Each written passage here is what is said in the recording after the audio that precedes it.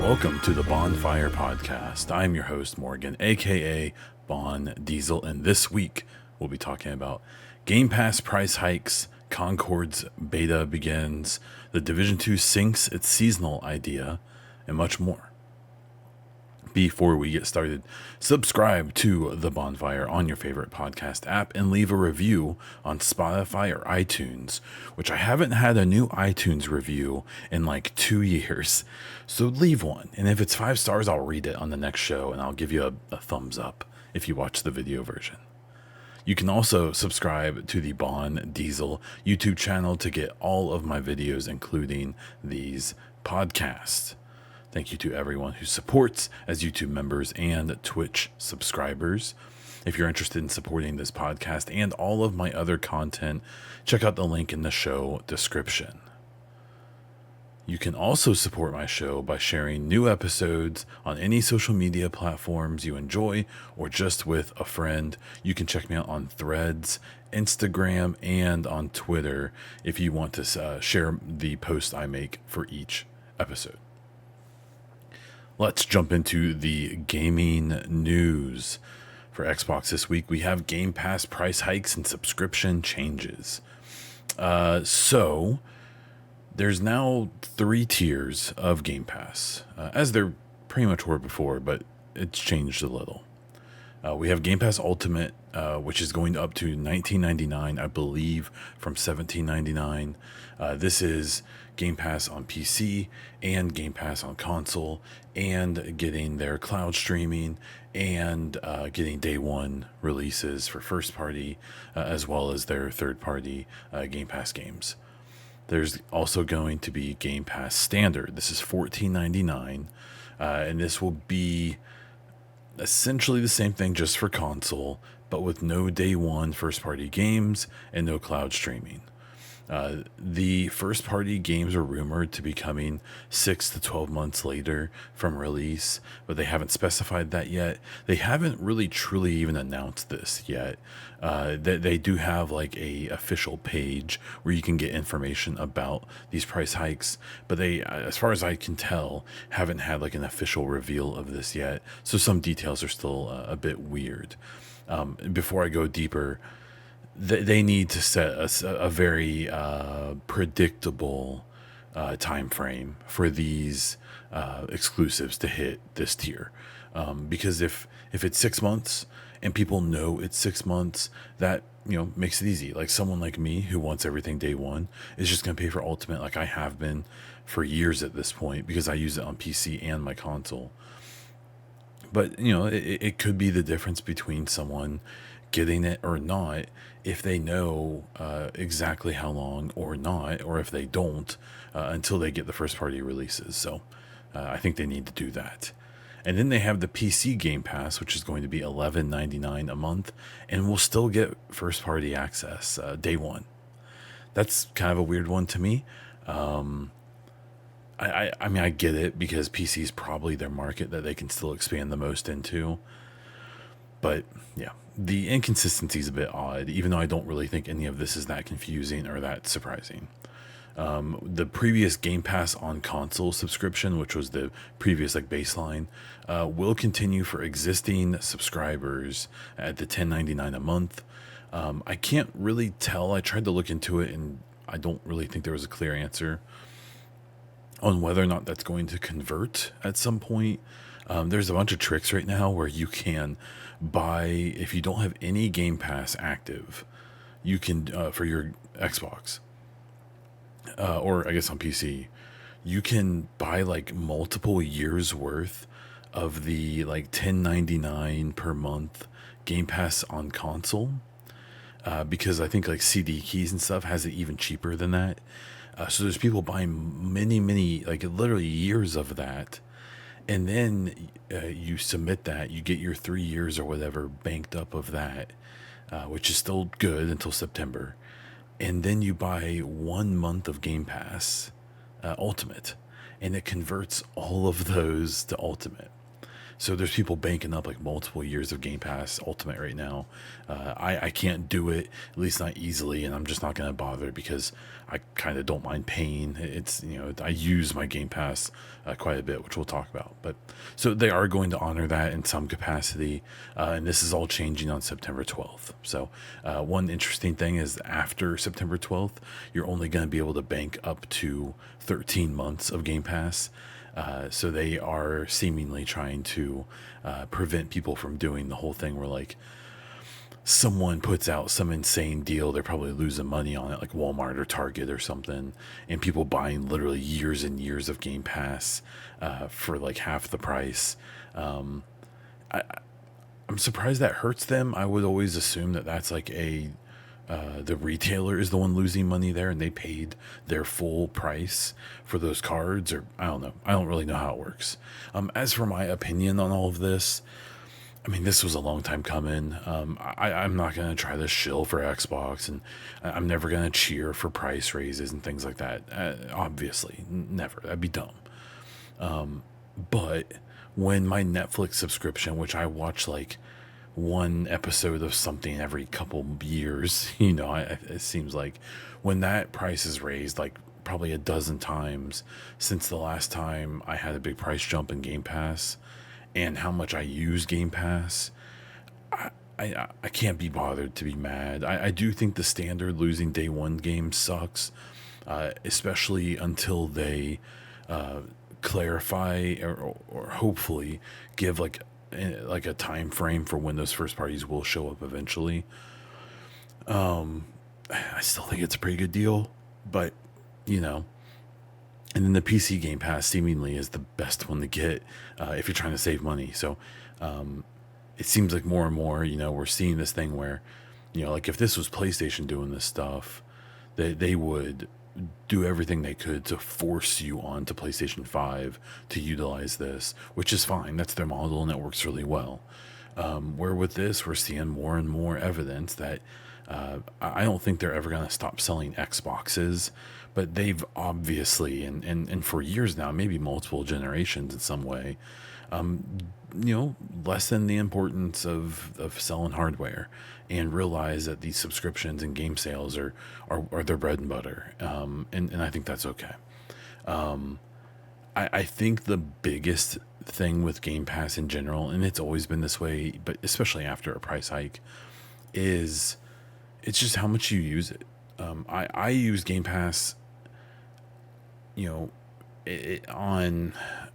if I went back and calculated it, I suspect I have used it to a capacity where I could probably pay for Game Pass for multiple years still and still break even. And that's not counting all the first parties that are still coming that I'm really excited about over the next couple of years, or the third party deals they make where they get, indie games or AA games or just third party studio games on it day one. And, they're games that maybe I would have purchased or not. I don't know. But, I don't have to purchase it. I can just play it. I can just download it and play it with my subscription. So I think if you're someone who, doesn't use it that much, that this obviously sucks. But there's also nothing stopping anyone from paying for 1 month of it and then canceling it. And then playing games and then getting rid of it. It's, you can rent your games this way if you want. That are on there. There's nothing forcing you to do multiple months. Now, the final thing I will say is, they were testing the family share plan at one point, I think in Ireland, and I'm assuming that didn't go the way they wanted because they haven't rolled it out anywhere else yet. If they ever do, at the very least, it'd be cool to have an annual option. So, the $20 a month, so $240 a year. If they could do like $200 a year if you paid straight up, and you just have it for, you get 12 months of it for a relatively small discount. So we'll see if they do that. I think it'd be pretty smart, and it would lock people in for the long term, which is what they should want anyways. The Verge put out a rumor that the Xbox will pull back from their efforts in Europe, the Middle East, and Africa, at least with selling consoles. and that they will put more of a focus on streaming. And then Jez Gordon came out and basically disputed it and said that according at least to his sources, is not true at all. I believe this rumor came from Tom Warren. He has this like I don't know if it's it's like a blog. It's like a pay access blog, and he's been doing a lot of this stuff where he throws out what seems like is probably speculation as rumors, and makes people pay to see it, and then it always drums up this kind of attention. I know it seems like a lot of people like Tom Warren a lot, and I'm sure he's a cool dude. I have no doubt. But he plays really hard into the clickbait sensationalism stuff, especially on social media and with the way he does things. And it kind of, in my opinion, gets covered up by the fact that he does a lot of like legit reporting, not just in gaming either, just in technology circles in general. So, it's the way the game is played these days. I understand, but it is kind of frustrating where, Xbox, in my opinion, really has become kind of the whipping boy for lots of media outlets and journalists, where they know that they can basically just make anything up, throw it out there as a rumor, get a bunch of clicks for it, and then when it doesn't happen, no one cares. or they do care, but that gets 1/10 the attention that the initial rumor got. So, I think it's a time to hope that we get some more educated customers and community members. But since we know that's not going to happen, then we just deal with reality, I guess. We found out that the Amazon Fire TV 4K and 4K Max now have access to the Xbox TV app, and that's Game Pass. So you can play Game Pass on any TV that has one of those Amazon sticks in it. I saw some reviews and people talking about it, just talking about Xbox Cloud in general, and it seems like it's just very dependent on your setup and how good it is. There's people, talking about how latency is extremely low and it looks really, really good. And, these are people probably running on fairly modern routers with fairly modern everything and, like gigabit down, gigabit up connections. Because I saw other people saying that they weren't having the same experience, claiming they had, the up-to-date, tech, but maybe they do or don't. We don't know. The one thing I always try to point out to people is that think about your average person, especially someone with a PC or who has touched their internet Wi-Fi setup in their home at ever, and just realize that like most people don't know what they're doing. And I think the number of people who have PCs that are like hilariously badly set up, whether it's the way that they have their hard drive set up or whatever, is probably a lot higher than we want to admit. And it always makes me think about like when I see people complaining about computer performance on something or all that, you always have to wonder a little bit like what their setup is like. But it's also game streaming in 2024. I still don't think that these things are going to be as guaranteed to be awesome or as good as we want them to be quite yet, and I think that's okay. So we will see what happens with that. Over at PlayStation, we just have the Concord hero shooter first-party game they have has opened its beta to everyone. At one point, that beta was only going to be for people who pre-ordered, I believe, or it might have just been X or PlayStation players. They changed their mind on that, and that beta is now open, or at least it's in early access to some folks. I know that like Kind of Funny was streaming it and stuff like that. The general opinions I've been seeing popping up on it so far have been that it's like fine, that it's okay. It's it's kind of trying to do the Overwatch thing.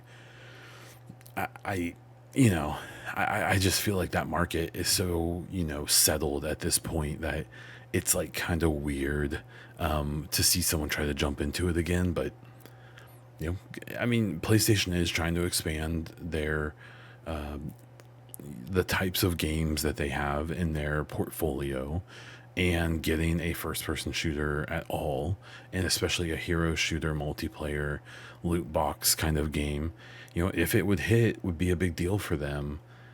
It seems kind of unlikely it's going to hit, but we'll have to wait and see. Getting into Other news, this is going to be a relatively short show. There wasn't a lot that happened this week, or at least not that I really had to talk about. Cloud Chamber is hiring pretty aggressively, and that suggests that their next game, which is the next BioShock game, is probably ramping up development and is probably getting going. There's been very, very, very little conversation around that game. We know very little about where it's at development wise, and I'll be really curious to how that plays. I was one who really loved, was it BioShock Infinite, I believe. I thought it was great. I know that's kind of a mixed opinion. I actually liked it, I think, more than maybe the earlier ones to a point. That's probably blasphemy. I think I like them all, really. But I'm really curious to what a BioShock game in 2025, 26 looks like. Especially when that style has been explored a lot since they released Infinite. And there's even games coming out now. There's, the old BioShock team is making their own game that is similar. It's kind of a roguelite, but it's in a similar style. And there's even an Xbox game studio who's putting out a game that's it's like a steampunk kind of BioShock styled game.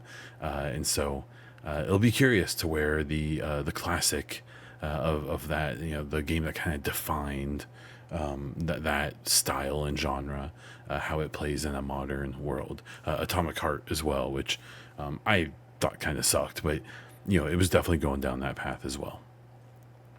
Apex Legends pissed off all their players by now they're going to have two battle passes per season, and they can only be purchased with real money. I played a lot of Apex at one point, and I believe you could earn enough currency to buy a battle pass or to get some stuff. And it seems like them going full pay is getting rid of some of that incentive and that utility. There's been kind of background chatter for years at this point that Apex is losing a bit of its luster. In my opinion, I still think Apex was the best, whatever you want to call it now. I guess, now it'd still be the battle royale style games, even though the extraction shooters are kind of taking the place of that. I still think Apex was the best one. I know that there's PUBG and Fortnite and stuff like that. For me personally, for my preferences, Apex will still always be that, even though I'm always going to be a little resentful about it, knowing that the success of Apex has probably doomed Titanfall 3 to never happening, or just never being what it was. There were those rumors of the kind of I remember Jeff Grubb at one point reported on like a Hades type of Apex Titanfall 3 game. He and some other people got real hyped about it, but from what they described, it sounded awful. I thought it sounded really bad. I don't need that type of game. I just want a cool Titanfall 3. But we'll see if any of that ever happens. It unfortunately seems less and less likely as Respawn seemingly becomes EA's Star Wars studio. The Division 2 devs have reversed the decision to introduce seasonal characters similar to Diablo. This came after a few weeks of people moaning and groaning. I personally think it was a vocal minority that was against this. I simply don't understand how anyone is that attached to their main, character in the Division 2, because your characters never say, actually, I think they do say like one word or something during one of the cutscenes. But they just have no, they're just blank faces. So I don't really understand why people were so concerned about the seasonal idea. I think it's the fact that you weren't really going to have a choice if you wanted to participate in the upcoming story and seasonal content. Maybe instead they should have given an option to use one of your main tunes to do it. But I was kind of interested in the idea of playing through a shortened version of the original game with these seasonal characters and just anything to mix up the gameplay, because I can barely be bothered to play Division 2 anymore, even though I love that game. I love the franchise. I love the devs. There's just, every season is less interesting gameplay wise. and the story has gone so off the rails, in my opinion, that I used to come around just for the story, and even that is pushing me away now, to the point where like I don't believe it's not going to get retconned in Division 3. So like I have a hard time even caring about what they're showing us, because I just kind of simply refuse to believe it's going to stand, but I could be wrong. And then finally, I had a realization this week that, along with Mass Effect, and maybe The Division, maybe again one day, I think Baldur's Gate 3 has become like one of my comfort games. I, um, I saw something that made me think about it again. I was like, man, that game is just so cozy. Like, I just love the way, Starfield's definitely up there for me as well. Of just like, I just like putting on the podcast, and I just love opening that game up and just messing around in it. To this day, I still love popping open Baldur's Gate 3 and just making a character, agonizing over everything, only to start my, a sorcerer, and play it for an hour and realize I hate magic characters, like, but I still like making them. So, man, Baldur's Gate 3. I talked a bit about this recently. I think in my Discord, about how Baldur's Gate 3, I think, will go down, at least in my life, as one of those just like moments in gaming. And there's such a rivalry between Baldur's Gate and everything else. Like, I loved Starfield, and Baldur's Gate 3, and as much of a sin as that seems to be, and I just really, Baldur's Gate 3 and Starfield in its own way, but especially Baldur's Gate, just, it was just a moment. No one really, at least like the mainstream folks, like we didn't realize how big of a deal it was going to be. And it's just kind of a moment, and it's not perfect. It actually has lots of weaknesses, but it's, for me, what's tough is that they did such a good job with the characters in that game, and the story, and the relationships and everything, that there is this kind of like overwhelming, almost like sadness that comes over me when I realize that, for the most part, almost certainly, we won't interact with those characters ever again, at least not on an official basis. They won't have their stories expanded. We won't see what happens, in the long run for them. I know that Wizards of the Coast is shopping out Baldur's Gate, for a new dev to make a fourth game. They could maybe, continue the story, and maybe we would get those characters back, but it's kind of hard to believe with how masterfully Larian did the writing, even just by itself. Man, that would be quite a summit to scale for any other dev, even like a really good developer. It'd be tough, man. It'd be very hard. So there is like a weird feeling with that game of like joy and admiration, for the Larian, but also kind of that like depression of like, man, like, this is it. What's there, which there's a lot. It's hard to complain, but that is what it is. And there's mods, and people will do some cool stuff, and maybe there'll be some really impressive mods that come out for it that kind of add more. But it's hard to believe that it'll be anything close, because the game took so long to make by so many people with such a big budget. Like, games like Baldur's Gate 3 just don't come along very often. And I'm really curious to see what Larian does next. But man, Baldur's Gate 3 was a moment, and I'm really glad it exists. Wrapping this up with some updates and personal news. On my stream, even on my videos, I'm kind of in a weird spot right now. So this late summer is when my wife starts to get ready to go back to work, for her seasonal. She's off in the summers, so this gets real busy.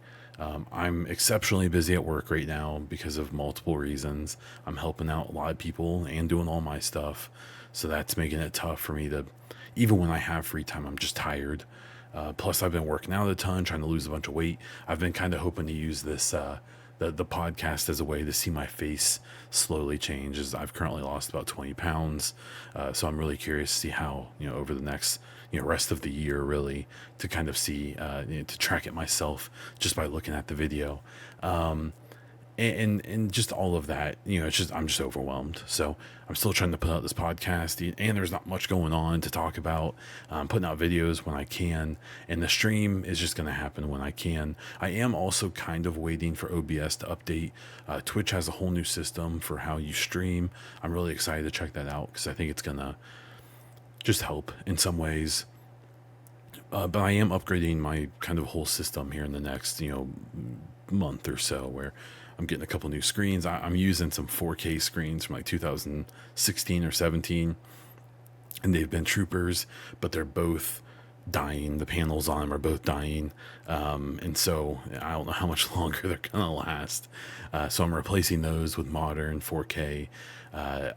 I'm probably going to like 144 hertz screens, which I've only ever seen 60 FPS on 60 hertz. And so I'm almost scared to see more than that, because that's when the chase begins and you're never happy with anything ever again. But we'll see. I'm also probably going to get a new camera to try to get something that can be a little more versatile than my Logitech. I think it's called the Face Cam or Stream Cam, something like that, which has been great. But I really want to check out the new Elgato. They have two cameras. I think I might buy both of them and then decide which one to keep and send the other one back. So, but we'll see. So if you see a change in quality, I don't know why you would want to see this mug in higher definition, but that's probably coming sooner than later. And that is where I'm going to wrap this episode up at not even 30 minutes. So you get away with a short one this time. Thank you so much for listening to this episode. Please consider supporting all of my content by watching, listening, sharing, and following all of my socials, or throwing a few bucks my way. You can find ways to do all of that stuff by checking out the link in the description of the show to see everything I'm doing. And that's all I have for this episode of the Baunfire Gaming Podcast. Until next time.